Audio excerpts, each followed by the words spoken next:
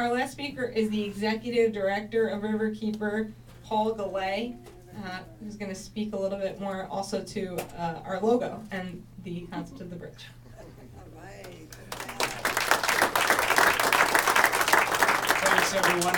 The last speaker is always supposed to say, I'm going to talk quickly because I'm the only person standing between you and lunch.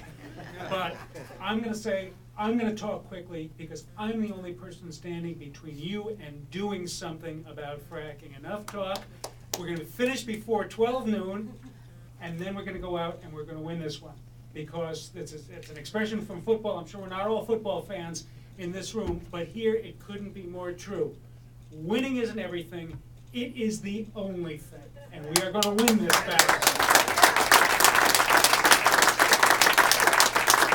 I have been doing this kind of work for about 30 years. My colleague, Kate Hudson, who's here with me, everybody who knows Kate knows that she deserves just as much as well. We both have been in government. We both have been in private practice, and we've both been in nonprofits. We've seen it from a lot of different perspectives. I have never seen anything like this situation that we find ourselves in. And by the way, the elected officials who are here today, you are brilliant. You are welcome. You are thanked. The people who are here from the movement, who, like myself, draw a paycheck, we're great too. But the people who are here as volunteers, I don't know why there's that, barrier there. They should be up here. So I want to celebrate these folks.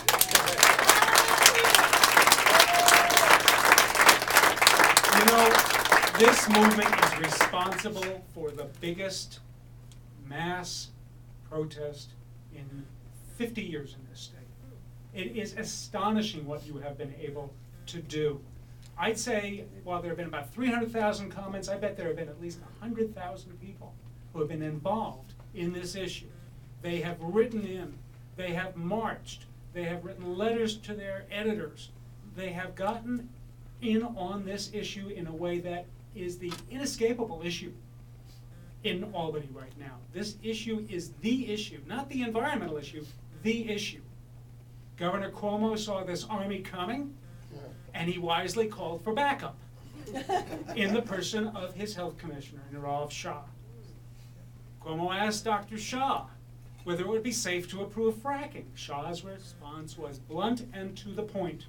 He said, 20 states already frack, but not one of them did any serious review of the health risks before drilling started. Dr. Shah warned that if we in New York are serious about public health, and I love being able to use his words because they're good words, and our job, of course, is to bring them into good action. He warned that if New Yorkers are serious about public health, we cannot make the same mistake as was made in those 20 other states. We need to take a hard look at the health impacts of fracking before we make any decisions. Today, our message to Governor Cuomo is simple. Listen to your doctor. Do a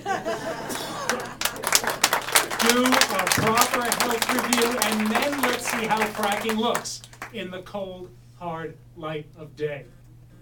And meanwhile, go all in on renewables. Go all in on energy efficiency. Energy efficiency could save us 20+%. It could save us money. It could buffer costs in the short run if there are additional costs for renewables. Riverkeeper and NRDC did the study together on the cost of closing Indian Point without a single additional cubic foot of frack gas, and we found that if you do the right combination of renewables and energy efficiency, it's going to cost less than a pizza. Not a month, but a year. It's going to cost about $12 a year. And I think that is worth it to defend the issues that have been brought up so far. So now I've broken my own rule. It's afternoon. I'm going to sum up. There's a bridge on the front of this podium. There's a bridge on this logo. Fracking is no bridge. And I can tell you again, you don't have to take my word for it. I went out to California for a debate I had with Aubrey McClendon, and nobody remembers Aubrey anymore because he messed up his own nest and he got kicked out of Chesapeake, but he used to be the guy running one of the most heinous of these companies, and he called everything we're talking about today environmental nonsense. But he also said, hey, bridge fuel, that's the environmentalists talking. We're gonna take this gas out of the ground for as long as we can get it. And we think we've got decades, we think we've got generations worth of gas. So anyone who tells you this is a necessary step on the way, on a bridge to a sustainable energy future, is a bridge to nowhere. Absolutely going to be worse in terms of climate, with the impacts on methane and the large amount of methane leakage we're seeing. Absolutely worse in terms of energy wastage. Absolutely worse in terms of our family's future. So again, remember, people are going to judge us. They're not just going to judge the governor or his father. They're not just going to judge our elected officials. They're going to judge us all.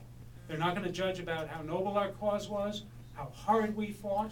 They're not going to judge our intermediate battles and how well we did. Did we get a moratorium? How long did it last? Did we get a healthy health study? They're going to judge us on whether we win this one. So let us go out there and, damn it, let us win this one. Thank you.